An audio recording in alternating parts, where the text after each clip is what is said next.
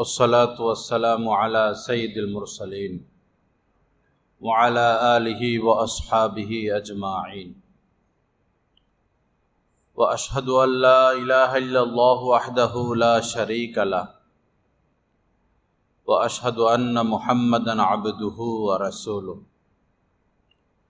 أما بعد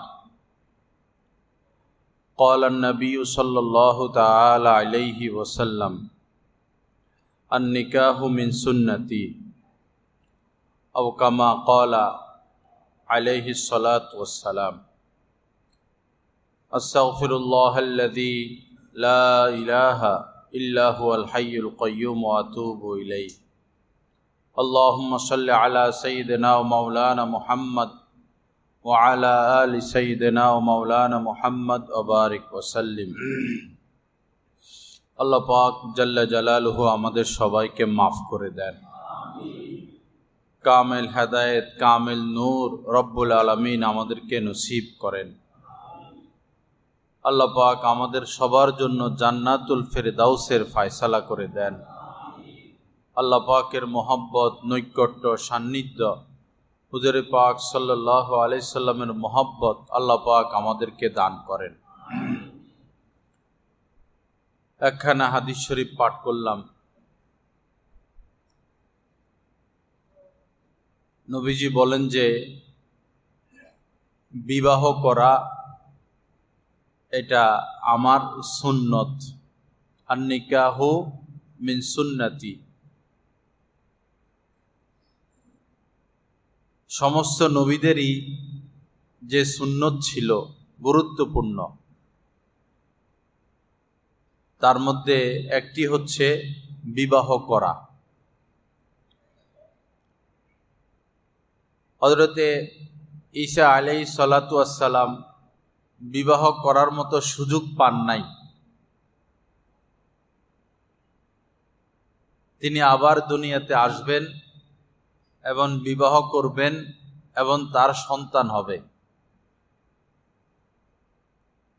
হযরতে ইয়াহইয়া আলাইহিস সালাতু ওয়াস সালাম তিনি হযরত জাকারিয়া আলাইহিস সালাতু ওয়াস সালামের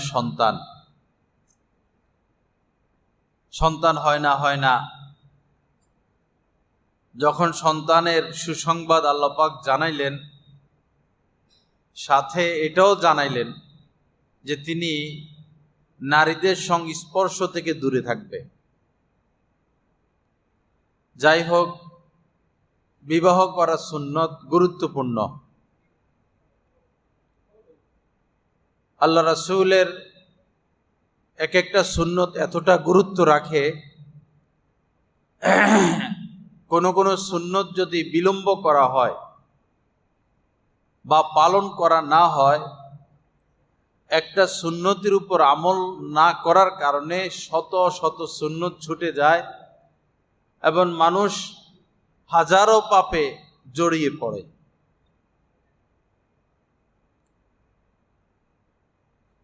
বর্তমান সময়ে যেদিকে তাকাবেন পাপ ছাড়া আর কিছু নাই, গুনাহ ছাড়া আর কিছু নাই।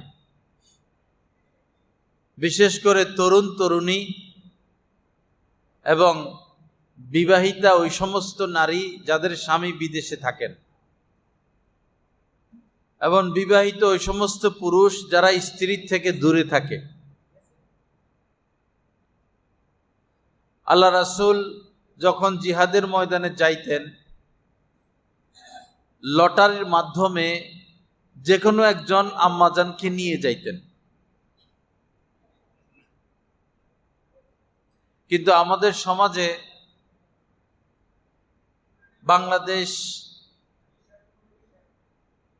বাংলাদেশের কারণে কেউ ছবি তোলে। কে ছবি তুলতেছে? ছবি তুলো কেন? ছবি তুললে কঠিন শাস্তি দেওয়া হবে। মসজিদের ভিতরে এসে হারাম কাজ করো,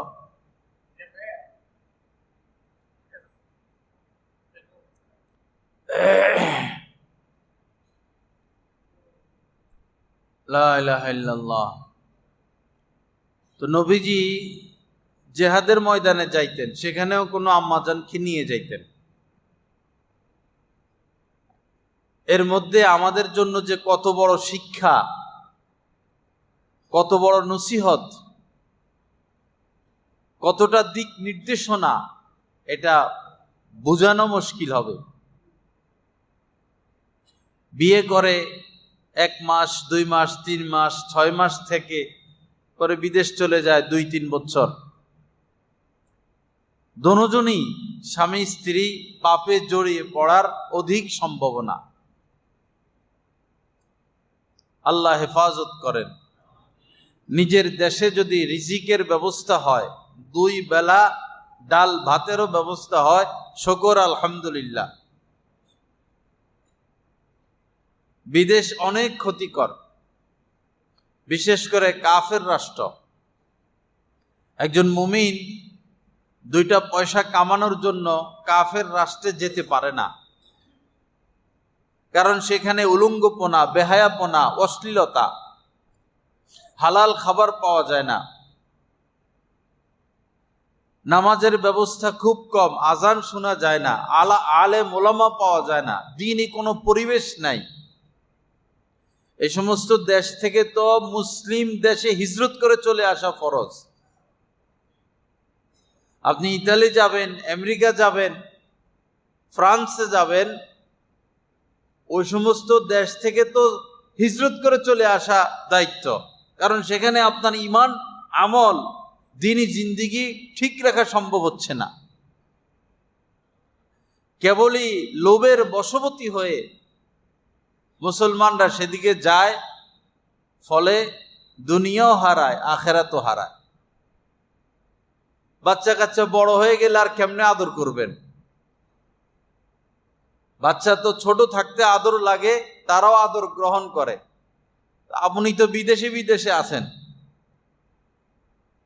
এই ফাঁকে তো বাচ্চা বড় হয়ে গেল, আপনার যৌবন শেষ হয়ে গেল, মা মারা গেল, মায়ের জানাজায় থাকতে পারলেন না, বাবা মারা গেল, বাবার জানাজায় থাকতে পারলেন না। 2টা পয়সার জন্য এত লোভী হওয়া ঠিক না। আল্লাহ হেফাজত করেন, সহি বুঝ দান করেন। তো মেয়ে বিয়ে শাদী দিবেন,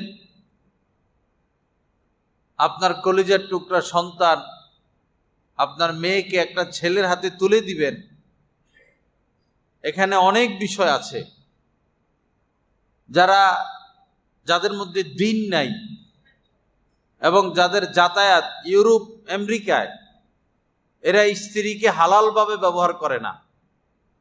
বেশিরভাগ ক্ষেত্রে স্বামীর জন্য স্ত্রী বৈধ বটে, কিন্তু যাদের মধ্যে দিন নাই, ইউরোপ আমেরিকা আসা যাওয়া, তারা স্ত্রীকে হালালভাবে ব্যবহার করে না।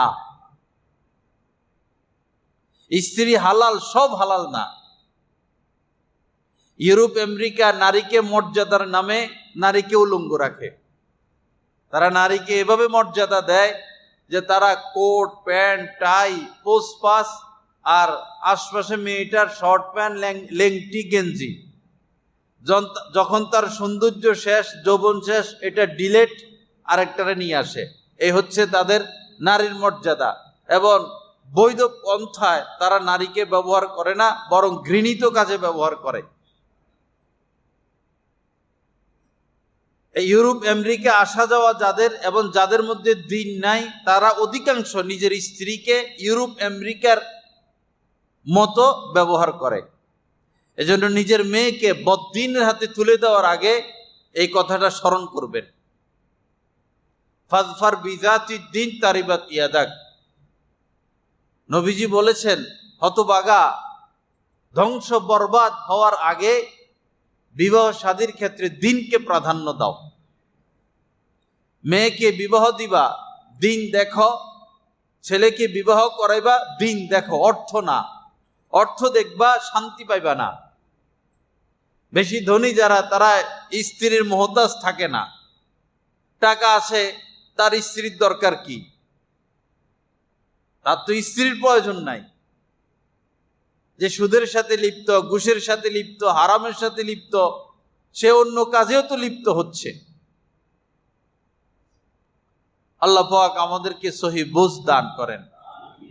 তো বিবাহ শাদী, এই বিবাহকে দেরি করা এবং বিবাহের এই সুন্নতকে গুরুত্ব না দেওয়ার কারণে আমার আপনার সন্তান ধ্বংস বরবাদ হয়ে যাচ্ছে।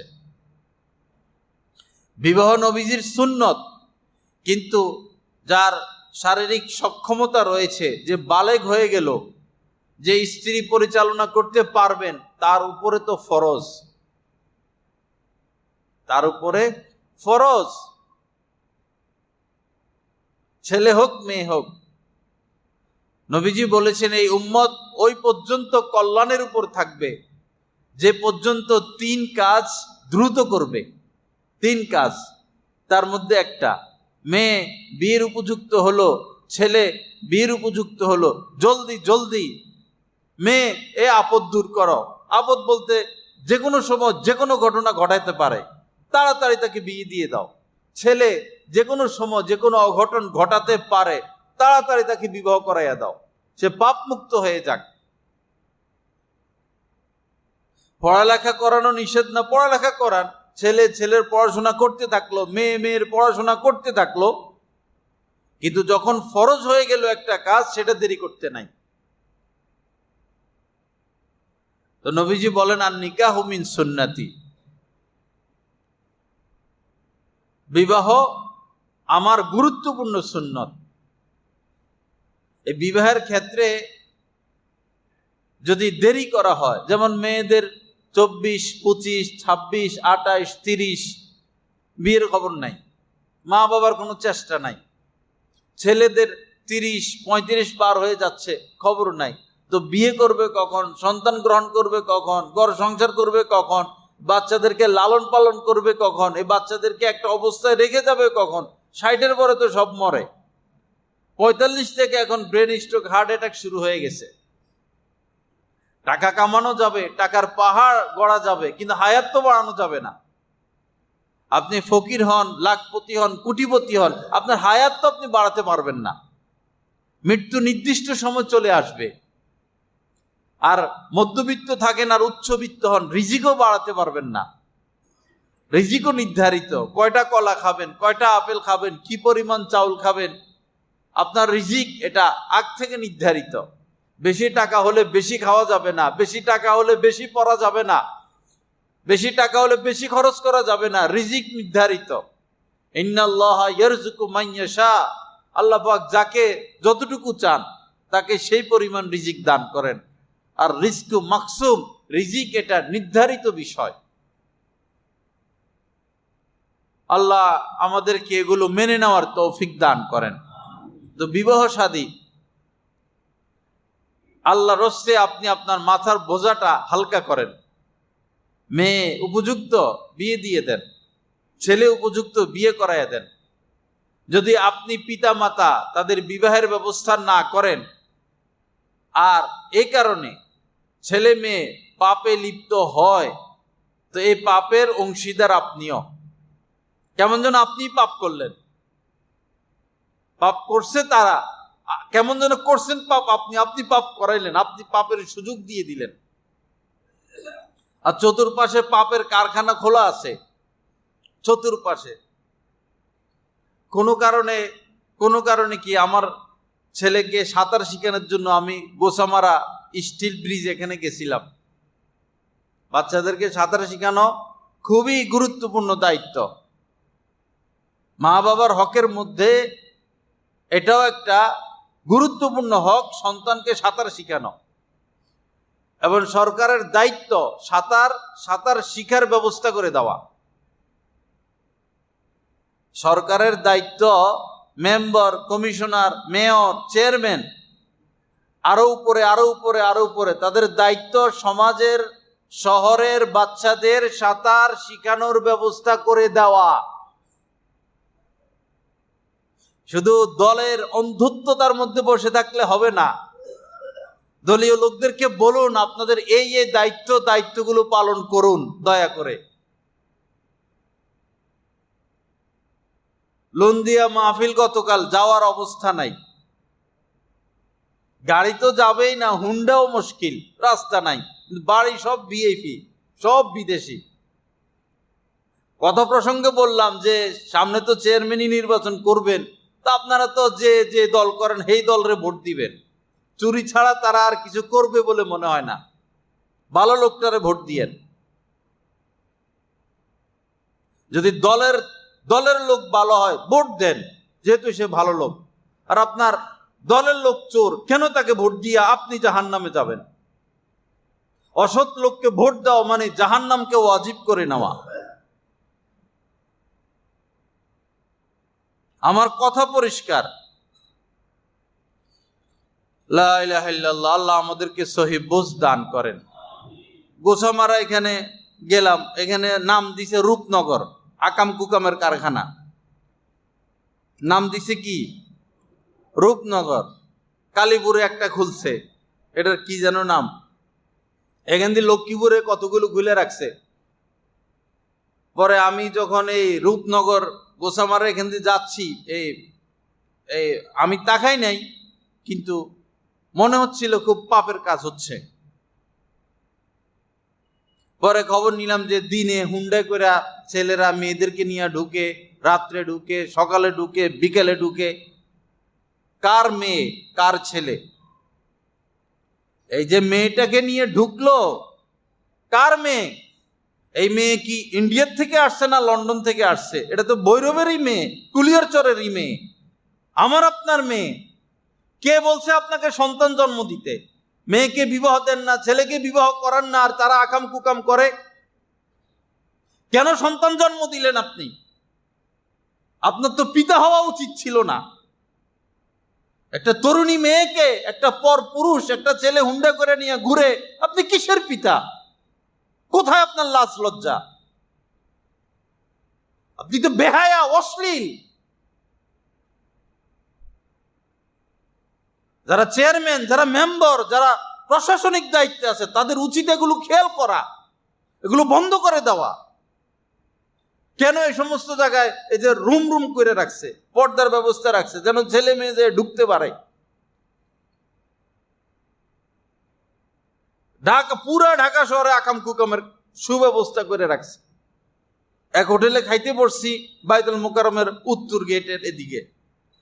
পরে লিখে রাখছে যে, পর্দা টর্দা আছে, লিখে রাখছে যে খাওয়ার পরে যদি সময় পার করতে চায় তাহলে ঘন্টায় এত টাকা করে দিতে হবে। তার মানে কেউ যদি ঘন্টাকে ঘন্টা এখানে থাকে, অসুবিধা নাই, হোটেলওয়ালাদের দরকার টাকা।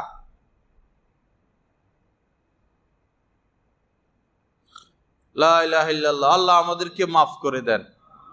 বিবাহ শাদী গুরুত্বপূর্ণ বিষয়। আবার বিয়ে করে বউ রেখে বিদেশ চলে যাবেন, এটা আরো বড় মারাত্মক কথা, খারাপ কথা, বিপজ্জনক কথা।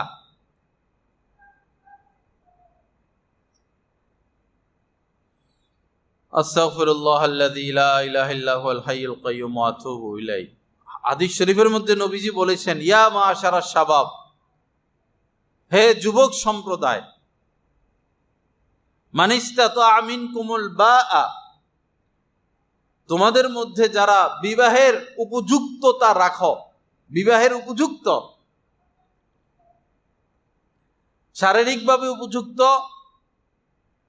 মালগত দিক থেকে উপযুক্ত, স্ত্রীর ভরণ পোষণ দিতে পারবে, ফালিয়াতাজাওয়াজ, সে যেন কাল বিলম্ব না করে, এক্ষুনি বিবাহ করে নেয়। ফাইন্নাহু আগাদ্দু লিল বাসার, কেননা এ বিবাহ করলে, বিবাহের দ্বারা, বিবাহের উসিলায় তার চোখ হেফাজত করা তার জন্য সহজ হবে। ও আহসানু লিল ফারজ, এবং তার লজ্জাস্থান হেফাজত করা সহজ হবে।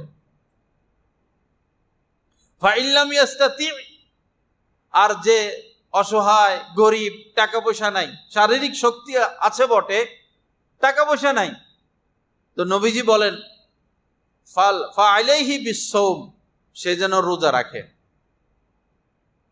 সে যেন রোজা রাখে। ইউটিউব ফেসবুক টিপলে কাম হবে না। তোমার গুনাহ থেকে বাঁচার জন্য নবীজি যে পরামর্শ দিয়েছেন, তুমি রোজা রাখো।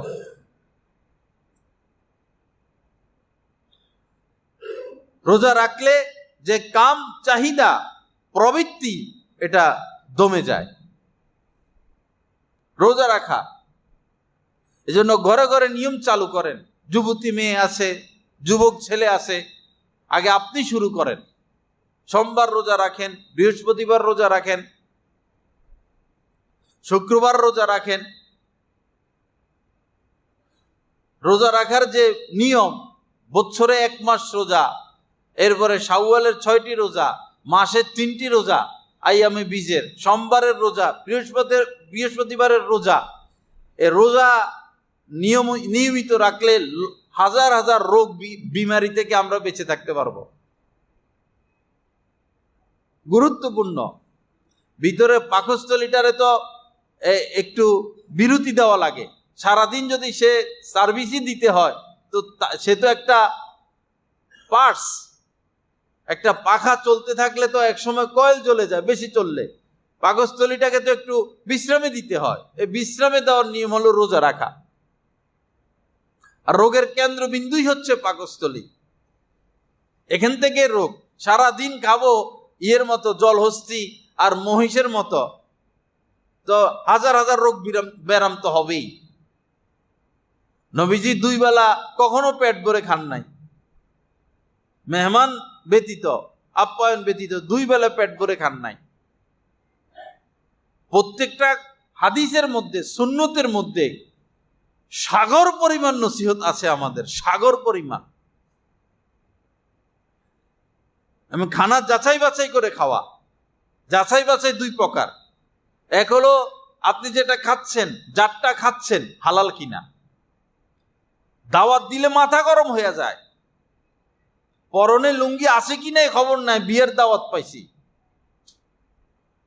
কি ব্যাপার, আপনি জুমার মসজিদে আসেন না, দেখা সাক্ষাৎ হয় না? অনেক গ্রামে এটা বলি, আসেন না কেন? কয় দাওয়াত দাওয়াত দাওয়াত। একটা শয়তানি বাইর হইছে দাওয়াত। দাওয়াতের খানা এগুলো কি স্বাস্থ্যসম্মত খাবার? অতিরিক্ত মশলা এটা সেটা দিয়ে যে পাকা, এটা কি স্বাস্থ্যসম্মত খাবার? এরপরে যে দাওয়াত দিল তার আয় কি হালাল? যে দাওয়াত দিল তার আয় কি হালাল? খবর আমরা নিয়েছি। নামাজে স্বাদ পাই না, ইবাদতে স্বাদ পাই না, তেলাওয়াতে স্বাদ পাই না, দ্বীনি কাজ করতে মন চায় না, হজ ফরজ হয়ে রইল হজ করি না। কেন? এই দাওয়াতের হারাম খানা খাইয়া খাইয়া অন্তরাত্মা নষ্ট হয়ে গেছে, ফাসেদ হয়ে গেছে। সুদের উপর টাকা নিয়ে পরে দাওয়াতের ব্যবস্থা করে। আর এই যে দাওয়াতে যাওয়া হচ্ছে, এখানে গেলে কি নজর হেফাজত সম্ভব? এখানে কি পর্দা আছে? ওইখানে মহিলারা বসে খায়, ওইখানে মেয়েরা বসে খায়, ওইখানে পুরুষেরা বসে খায়। এটা কি মুসলমানদের পরিবেশ? এত লোভ কেন আমাদের? এরপর আপনি ভালো কথা, মেয়ে বিবাহ দিচ্ছেন, ছেলে বিবাহ করাইছেন, মানুষকে 1 বেলা খাওয়াবেন, গেটের মধ্যে কুত্তা 2টা দাঁড়া করায় রাখে। বুঝেন নাই কথা? টেবিল চেয়ার নিয়ে কুত্তা 2টা বসে থাকে, ঘেউ ঘেউ করে। কি কি আনসার দাও দাও, এটা নোট করে। কি একটা নিম্নমানের কথা, কত লজ্জাজনক কথা। 1 বেলা খাওয়াবেন, আবার মানুষ 2টা দাঁড়া করে রাখেন, আপনারে হাদিয়া দিতে হবে, আপনারে উপহার দিতে হবে। সেরকম কথা এগুলো। আপনি দাওয়াত দিচ্ছেন, ভালো কথা, সে এসে খানা খাবে, তার তৌফিক হলে সে কিছু দিবে, নিয়ে আসবে, সেটা তার ব্যাপার। আপনি লোক দাঁড়া করে রাখবেন কেন? আবার লিস্টি করে, আবার যে কিছু আনে না তার প্রতি মন খারাপ করে, পরবর্তীতে ওর সাথে আর কথা বলে না। ও কিছু, আমার ছেলের বিয়েতে সে কিছু দেয় নাই। কত নিচে গেলাম আমরা, কত নিচে গেলাম।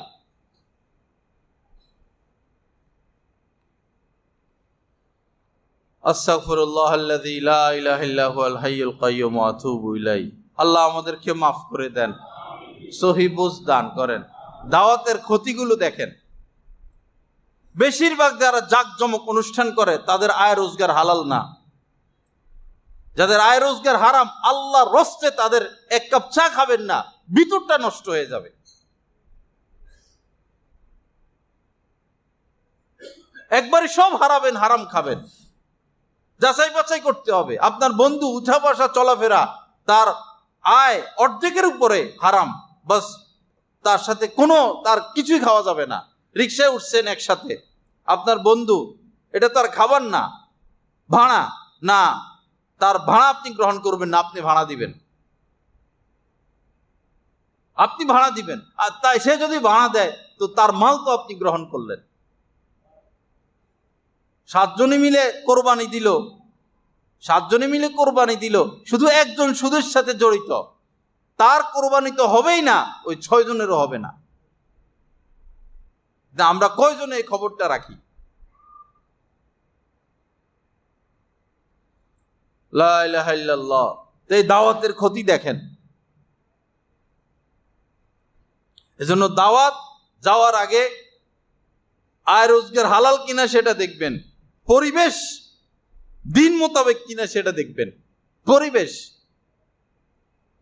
যে পরিবেশে গেলে আপনার গুনাহ হবে, পর্দা ছুটে যাবে, নজর খারাপ হবে, গীবত হবে, সেই পরিবেশে যাওয়া হারাম। কারণ গুনাহ থেকে বাঁচা ফরজ, গুনাহ করা হারাম। যেই পরিবেশে দাওয়াত খেতে গেলে আপনার গুনাহ হবে, সেই পরিবেশে যাওয়া হারাম। ছেলে মেয়েদের চরিত্র নষ্ট হয়, মানুষ পরকীয়া আক্রান্ত হয়, মহিলারা পরকীয়া আক্রান্ত হয়, পুরুষরা পরকীয়া আক্রান্ত হয়, ছেলে মেয়ে অবৈধ প্রেমে জড়িয়ে পড়ে। এই সমস্ত বিয়ে শাদী, এই জন্ম বার্ষিকী, এই সমস্ত অনুষ্ঠানে গিয়া সাজের উপর সাজ, রূপের প্রদর্শনী, এক একটা অনুষ্ঠান রূপের প্রদর্শনী। স্বামী বিদেশ 2-3 বছর পরে রয়েছে, তো এই মহিলার সাজা সুজা যায়, একটা বলা ভালোই লাগতে পারে, বাস যোগাযোগ শুরু হয়ে যায়। পাপের কেন্দ্রবিন্দু এগুলো। যারা বিদেশ থাকে, বিয়ে করছেন আপনি, আপনার স্ত্রীকে আপনি সময় দিবেন না? প্রতিদিন 10 মিনিট, 15 মিনিট, আধা ঘন্টা কথা বলবেন না তার সাথে? এখন স্ত্রী যখনই ফোন দেয় আমি বাহিরে আছি, আবার ফোন দেয় ডিউটিতে আছি, আবার ফোন দেয় খানা পাকাইতেছি, আবার ফোন দেয় এখন ঘুমের টাইম, স্ত্রী বেচারি কি করব একা একা, আবার ফোন দেয় আমি একটু ব্যস্ত আছি। আসলে তো তারা ব্যস্ত, নিজে পাকাইতে হয়, চাকরি করতে হয়, ঘুমাইতে হয়, গোসল করতে, সারাদিনই ব্যস্ত থাকে। ব্যস্ত থাকুন আপনি, আপনি তো হাতি জোড়াই আসছেন দেশে, হাতির খাবার দিবেন না? নাহলে তো হাতি যায় মানুষের বাগান নষ্ট করবে। হযরত ওমর ফারুক রাদিয়াল্লাহু তাআলা আনহু তার জামানায় আইন করছেন 4 মাসের মাথায় একবার স্ত্রীর সাথে সাক্ষাৎ করতে হবে কমপক্ষে। উনি এই জামানায় থাকলে চাবুক নিয়ে বসে থাকলো, কোনটা বিদেশে যায় রে খবর ল, এয়ারপোর্ট দিয়ে বসে থাকলো চাবুক লইয়া। বিয়ে করে আবার বিদেশ কিসের? চাবুক দিয়ে পিটাইয়া পিঠ লাল করে ফেললো সবগুলার। বিদেশি ছেলে একটা হইলে পাগল হয়ে যায় মেয়ে বিবাহ দেওয়ার জন্য। বায়োডাটা নেয়, বয়স দেখে, ইনকাম দেখে, কিসের বায়োডাটা? চরিত্র দেখেন আগে, তার চরিত্র দেখেন, তার চেহারার দিকে তাকালে তো চরিত্র বোঝা যায়। কোন একজন আলেমের সামনে নিয়ে বলেন যে এর কাছে মেয়ে বিবাহ দিব, আপনি একটু যাচাই করে দেখেন, ওই আল্লাহওয়ালা আলেম এক নজর দেখে বলে দিবে তার ভিতরের কি অবস্থা। অশ্লীলতা, নগ্নতা, অবৈধভাবে স্ত্রী ব্যবহার ছাড়া কি শিখলো তারা? কি আছে তাদের যোগ্যতা? টাকা ছাড়া? টাকার কাছে বিবাহ দিচ্ছেন আপনি, টাকাই জীবনের সব।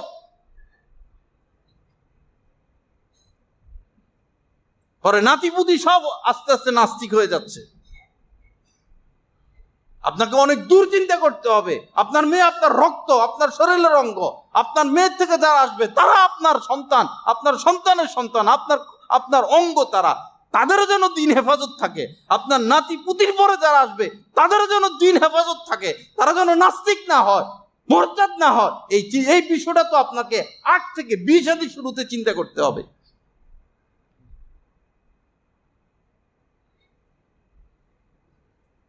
লা ইলাহা ইল্লাল্লাহ। আল্লাহ পাক আমাদেরকে সহি বুঝ দান করেন। এই বিবাহ শাদী বড়, বিবাহ শাদী দেরি কারণে হাজার হাজার পাপ। ভার্সিটিগুলোর খবর নেন, কি চত্বর একটা ভার্সিটির পাশে, টিএস না টিসি চত্বর, হ্যাঁ টিএসসি চত্বরে যাইয়া দেখেন যাইয়া, রমনা পার্কে যান, ধানমন্ডি লেগে একটা আছে ওইখানে যান, কি করে দেখেন। এক সিএনজির মধ্যে বসছি, কয় হুজুর আর সিএনজি চালামু না। কি হয়েছে? কয় ছেলে মেয়ে উঠে পরে তো যা করার করে। সিএনজির মধ্যে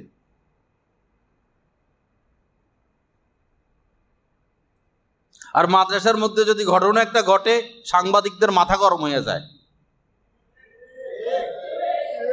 মাথা গরম হয়ে যায়। মাদ্রাসায় যারা পড়ালেখা করে এদের মধ্যে কি খারাপ মানুষ থাকতে পারে না? 6 মাসে 9 মাসে কি একটা ঘটনা অঘটন করতে পারে না? এরা কি সব ফেরেশতা? মাদ্রাসার মধ্যে ঘটনা একটা ঘটলে এটারে সারা পৃথিবী ভাইরাল করে ফেলায়। আর তোমরা যে জায়গায় পড়াশোনা করছো প্রতিনিয়ত যে ঘন্টাকে ঘন্টা অঘটন করতেছে, ওইগুলো তোমরা চোখে দেখো না? ভারতের টাকা এগুলো করে, যে সাংবাদিকরা পত্রিকার মালিকেরা এগুলো করে, সব ভারতের টাকা এগুলো করে। কওমি মাদ্রাসার ক্ষতি করার জন্য বহুত চেষ্টা করছে, বিগত সরকার বহুত চেষ্টা করছে, যারা পরিমাণ ক্ষতি করতে পারে নাই। এখনো কেউ কেউ চেষ্টা চালাচ্ছে সুদূর প্রসারী। আল্লাহর কসম, তোমরা চলে যাবা, কওমি মাদ্রাসার কিছু হবে না। এত সোজা। এই শুধু এই অমুক মাদ্রাসা আকাম কুকাম হয়েছে, অমুক মাদ্রাসা বাচ্চারে পিটাইছে, অমুক মাদ্রাসা এই হয়েছে, তো মাদ্রাসাগুলোতে কি ছাত্র কমতেছে? না মাদ্রাসা কমতেছে? স্কুল খালি হয়ে যাচ্ছে, অনেক এলাকায় স্কুল খালি হয়ে যাচ্ছে। স্কুলের মধ্যে গেলে টাকা পয়সা দেওয়া লাগে না, বেতন নাই, বই পুস্তক ফ্রি, খাবার দেয়, নাস্তা দেয়, মাসিক ভাতা দেয়। এরপরও বিভিন্ন এলাকায় আমি মাহফিলে যাই, কয় স্কুলে বাচ্চা নাই, সব মাদ্রাসা। কারণ মানুষ দেখতেছে বাচ্চাগুলো সব নষ্ট হয়ে যাচ্ছে। আমার বাচ্চার চরিত্র ঠিক থাক, সে গাঁজাখোর না হোক, সে নেশাখোর না হোক, সে যাই হোক, সে ভালো থাকুক, এজন্য মানুষ মাদ্রাসামুখী হচ্ছে। আর মাদ্রাসার নামে অপপ্রচার দেশব্যাপী। কিছুই করতে পারবা না তোমরা। আমরা এটা বলি না যে মাদ্রাসাগুলোতে কোনো অঘটন ঘটে না, ঘটতে পারে। তোমাদের ওইখানে যদি 100টা ঘটে, এখানে 1-2টা ঘটতে পারে, এখানে সব ফেরেশতা না। কিন্তু তোমরা এটা নিয়ে এরকম চুলকানি কেন তোমাদের?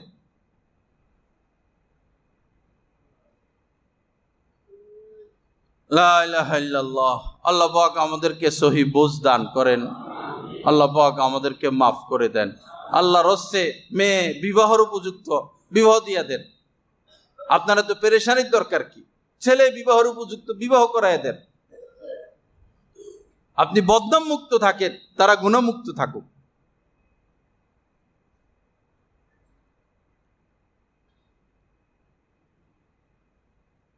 সমস্ত নবী রাসূলদের সুন্নত, সমস্ত সাহাবাদের সুন্নত, সমস্ত একেবারে দিন বিবাহ করছেন। 30 বছর পরে একটা মেয়ের আর কি যৌবন থাকে, সে কেমনে সন্তান গ্রহণ করবে? মেডিকেল সায়েন্স তো বলে 25 পর্যন্ত তারা হৃষ্টপুষ্ট সুস্থ সন্তান প্রসব করতে পারে। এরপরে হাজারো দুর্বলতা। 25-এর আগে তো বিয়ের চিন্তা আসে না মা বাবার। আর সন্তান নিবে 1-2টা, সেই মুসিবত, সেই বিপদ। বাচ্চা নাই 1-2টা, ফ্যাশন হয়ে গেছে।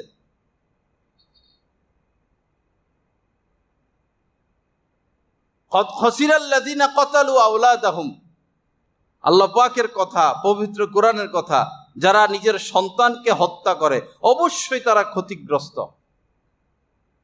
যারা সন্তান নিচ্ছেন না, কম নিচ্ছেন, অবশ্যই আপনি ক্ষতিগ্রস্ত। বুঝবেন, বয়সটা বাড়ুক।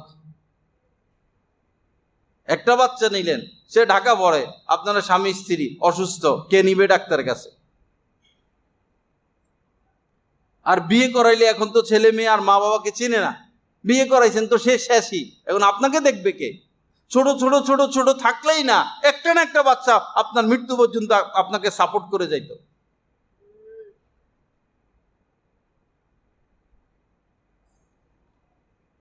ওয়ালা তাকতুলু আওলাদাকুম খাশিয়াতা ইমলাক।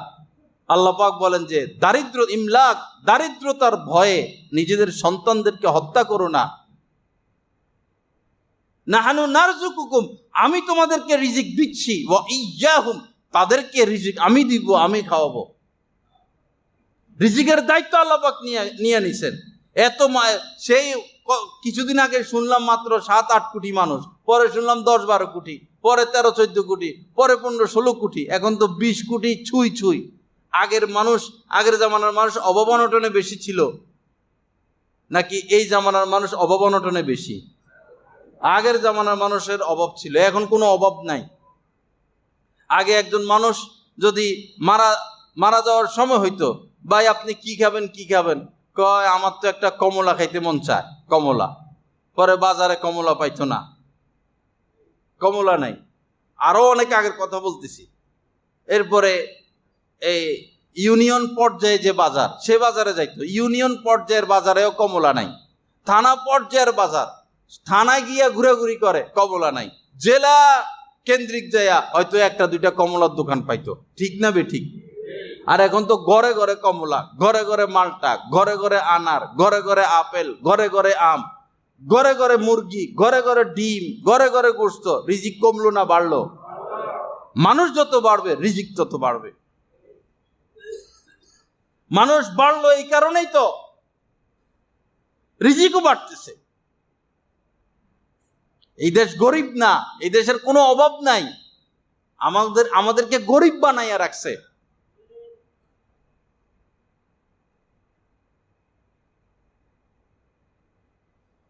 আস্তাগফিরুল্লাহ আল্লাযী লা ইলাহা ইল্লা হুয়াল হাইয়ুল কাইয়্যুম ওয়া আতুবু ইলাইহি। আল্লাহ আমাদের সবাইকে মাফ করে দেন, আল্লাহ পাক সহি বুঝ দান করেন। বিয়ে শাদী এটা বহুত গুরুত্বপূর্ণ। বাকি আরেকটা বিষয়, এখানে আমি আমার শায়েখের সোহবতে যাচ্ছিলাম, একটা ফোন আসছে, মাসালা কি, এক লোক বলতেছেন যে আমার ভগ্নিপতি ওই যে নেটের বক্তাদের বয়ান শুনে, ভাইরালিদের, তাদের বয়ান শুনে তারা দ্বিতীয় বিয়া তৃতীয় বিয়ের পক্ষে এটা সেটা বলে, উৎসাহিত করে, কে কে 2 বিয়া করবেন। শয়তানি শুরু করছে আর কি, শয়তানি, কিছু শয়তান জোরাইছে সমাজের মধ্যে। নিজে নিজে 2-3 বিয়া করব, নিজের ভাইরালি যেন না ছুটে, জন্য পরিবেশ সৃষ্টি করে, সমাজের মধ্যে একটা ফিতনা ছড়াই দিতেছে এরা।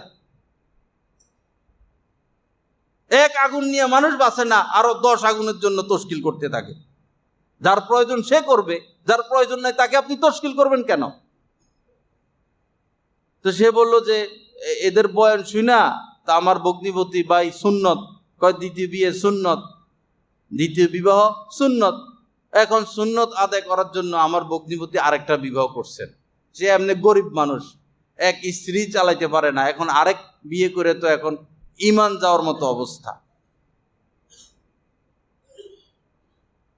এক দ্বিতীয় বিয়ে কোনোদিন সুন্নত না, এক বিয়ে সুন্নত, বিয়ে করা সুন্নত, বিয়ে করা সুন্নত। একাধিক বিয়ে জায়েজ, প্রয়োজনে করবেন, তবে একাধিক বিয়ে আগুন, একাধিক বিয়ে বাংলাদেশের জন্য আগুন।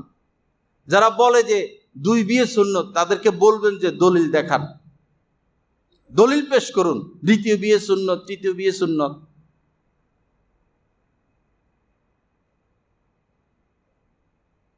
আল্লাহ আমাদেরকে হেফাজত করেন। বরং বাংলাদেশিদের জন্য দ্বিতীয় বিবাহ হারামের পর্যায়ে, হারামের পর্যায়ে। কারণ সবাই এক স্ত্রীর দিকে ঝুঁকে যাবে, সবাই দ্বিতীয় স্ত্রীর দিকে ঝুঁকে যায় বেশিরভাগ। পবিত্র কোরআনে আল্লাহ পাক বলেছেন যে তওবা লাকুম মিনান নিসাই মাসনা ওয়া সুলাসা ওয়া রুবা। এরপরে কি,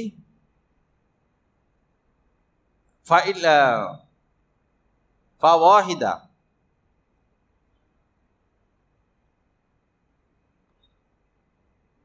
কোন আয়াতটা? মাসনা ওয়া সুলাসা ওয়া রুবা।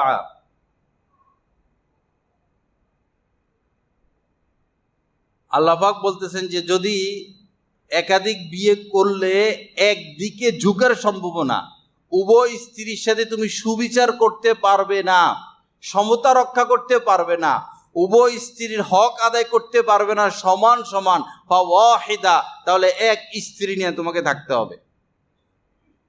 ফাওয়াহিদাতান, এক স্ত্রী।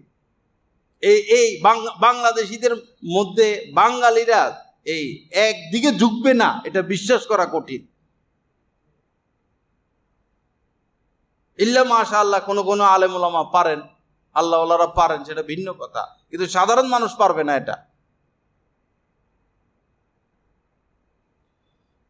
লা ইলাহা ইল্লাল্লাহ। আল্লাহ আমাদের সবাইকে মাফ করে দেন, তাকওয়ার জিন্দেগি দান করেন। বিবাহের ক্ষেত্রে যে খুতবাগুলো পড়া হয়, নবীজি যে খুতবায় যে আয়াতগুলো চয়ন করেছেন, এখানে 3টা আয়াত তাকওয়ার আয়াত। বুঝাচ্ছেন যে বৈবাহিক জীবনে যদি সুখ পাইতে চাও, তাইলে স্বামী স্ত্রী ছেলে মেয়ে আগে তাকওয়া অবলম্বন করো, তাকওয়া শিখো। ছেলে মেয়ে তাকওয়া নাই, সুখ নাই। ছেলের তাকওয়া আছে, মেয়ের তাকওয়া নাই, সুখ নাই। মেয়ের তাকওয়া আছে, ছেলের তাকওয়া নাই, সুখ নাই। বৈবাহিক জীবনে সুখের যে মূল চাবিকাঠি সেটা হচ্ছে আল্লাহর ভয়। আল্লাহর ভয় এই দুই দাম্পত্যকে হকের উপরে টিকিয়ে রাখবেন। আল্লাহর ভয় থাকবে না, মারামারি, কাটাকাটি, হানাহানি।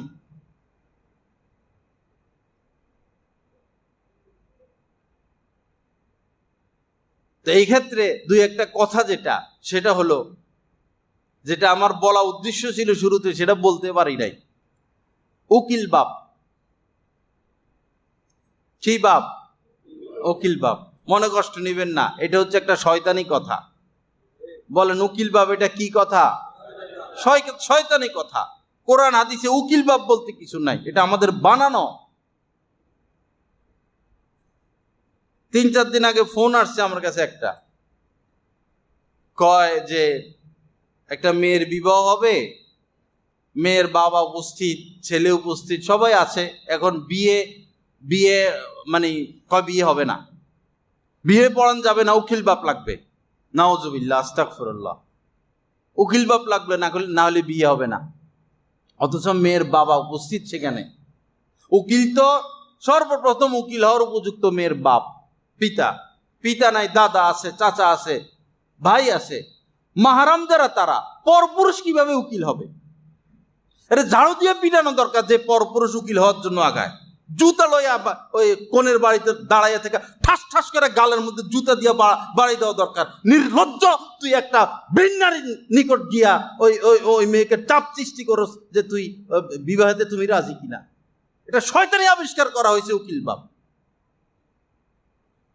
স্রেফ মেয়ের বাবা মেয়ের কাছে যাবে, যা বলবে মা অমুক ছেলের সাথে তোমাকে আমি বিবাহ দিতে চাচ্ছি, তুমি রাজি কিনা।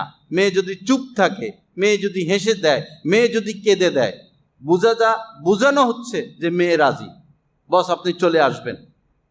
পরপুরুষ এখানে যাবে না, কিন্তু কি করে, বাবার সাথে ছেলে পক্ষের 2 জন দেয়, সাক্ষী লাগবে। কিসের সাক্ষী এখানে? কোথায় পাইছেন আপনারা এগুলা?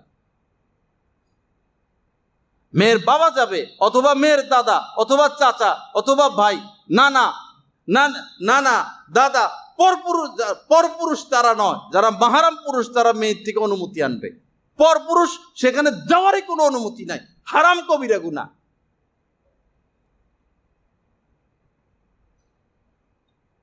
এরপরে বিয়ে শাদীর পরে আপন জন্মদাতা পিতার খবর নাই। উকিল বাপ, উকিল বাপ, বাপরে বাপ। উকিল বাপের জন্য হাদিয়া দেয়, উকিল বাপের সাথে দেখা করে, উকিল বাপের পা ধরে সালাম দেয়, মাথার উপরে নিয়ে নাচে উকিল বাপ, উকিল বাপ। আপন বাপের খবর নাই। ইসলাম কোথায়, আমরা আছি কোথায়?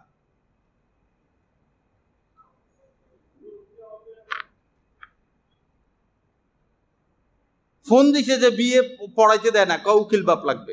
ধরে আমি বলছি যে এগুলো কোরআন হাদিসে নাই। মেয়ের বাবা উপস্থিত, মেয়ের বাপই উকিল, তিনি যায় ইজিন আনবে মেয়ের থেকে। এরপরে ইজিন আনতে গিয়ে কি করে, মেয়ের মুখ দিয়ে 3 বার বাইর করায়, আমি রাজি আছি, আমি রাজি আছি। এগুলা তো মেয়েটার লজ্জা শরম শেষ করে দিল বিয়ের আগেই। নবীজি বলেছেন তার চুপ থাকাই তার অনুমতির আলামত। চুপ আছে, বস সে বিয়েতে রাজি। সে মুখ দিয়ে যদি বলে আমি রাজি নাই, তখন এটা ধর্তব্য হবে সে রাজি নাই।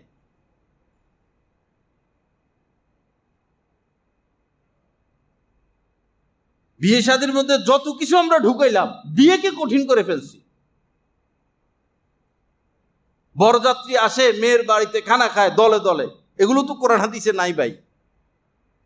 আউলি মলাও বিশাতিন, নবীজি বলেছেন, ছেলেকে বলছেন, বরকে বলেছেন যে বিবাহ করবা তুমি তো একটা বকরি হইলেও তুমি অলিমা করো, একটা বকরি দিয়া হইলেও। এটা ছেলের উপর দায়িত্ব। মেয়ের বাড়িতে কিসের খাওয়া দাওয়া? মেয়ের বাড়িতে খাওয়া দাওয়ার কোনো অনুমতি নেই। কোনো ফোকাহায়ে কেরাম, কোনো ফকি লিখেছেন যেটা বিদআত, কেউ বলেছেন হারাম, কেউ বলেছেন রেওয়ায়েত রুসুম, এটা বর্জন করা আবশ্যকীয় হয়ে গেছে। মেয়ের বাড়িতে বিয়ের দিন খাওয়া দাওয়ার অনুষ্ঠান হবে ছেলের বাড়িতে, ছেলের যদি তৌফিক থাকে। মেয়ের বাড়িতে মেয়ের বাবা কেন খাওয়াইতে যাবে? মেয়ের বাবা তো মেয়েটাকে দিয়ে দিল, আর কি দিবে? আর কি চান আপনারা? যারা মেয়ে পালে কিসের আশা পালে? তাদের স্বার্থ কি মেয়ে পেলে? একটা মেয়েকে বড় করতে কত খরচ, কত চেষ্টা, কত কষ্টের পর একটা মেয়েকে লালন পালন করলো, সারা জীবনের জন্য আপনার হাতে মেয়েটাকে তুলে দিল। আপনার লজ্জা থাকলে আপনি যৌতুক চাইতেন না, আপনার লজ্জা থাকলে আপনি বলতেন না আমার 200-300 মেহমান খাওয়াইতে হবে। আপনি নির্লজ্জ, আপনি বেহায়া, আপনি অশ্লীল। আপনার শাস্তি হওয়া উচিত যে ছেলেকে বিবাহ করার নামে মেয়ের বাড়িতে মেহমান নিয়ে যাইতে চান। আপনার এটা শাস্তিযোগ্য অপরাধ।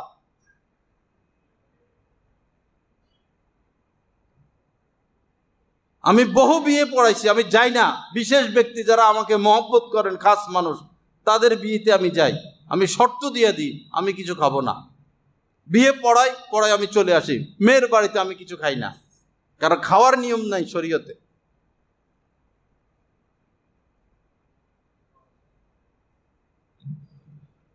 লা ইলাহা ইল্লাল্লাহ আস্তাগফিরুল্লাহ আল্লাযী লা ইলাহা ইল্লা হুয়াল হাইয়ুল কাইয়্যুম ওয়া আতুবু ইলাইহি। আল্লাহ পাক আমাদেরকে মাফ করে দেন, কোরআন সুন্নাহ মোতাবেক চলার তৌফিক দান করেন। আমি বাবা ওয়াজ পারি না, ওয়াজ করি না, আমার সুর নাই। আমি দিন পেশ করি, এটা আমার ক্লাস। আমি এটাকে ক্লাস মনে করি, দর্শ মনে করি। মানুষকে দিন বোঝানোর চেষ্টা করি। এটা এটা এটা এটা আপনাদের জন্য একটা মাদ্রাসা, সাপ্তাহিক মাদ্রাসা। এটা সাপ্তাহিক মাদ্রাসা। আপনারা এখানে দিন শিখতে আসেন, আমি দিন বলার চেষ্টা করি। আমি কোনো ভাইরাল বক্তাও না, আর আমি ওয়াজ পারিও না, ওয়াজ করিও না। দিন পেশ করি, একটা বিষয় বোঝানোর চেষ্টা করি। আল্লাহ পাক জাল্লা জালালু যা কিছু আলোচনা হলো, আমাদের সবাইকে কথাগুলোর উপর আমলের তৌফিক দান করেন। যারা সুন্নত পড়ি নাই, সুন্নত পড়ে নেই।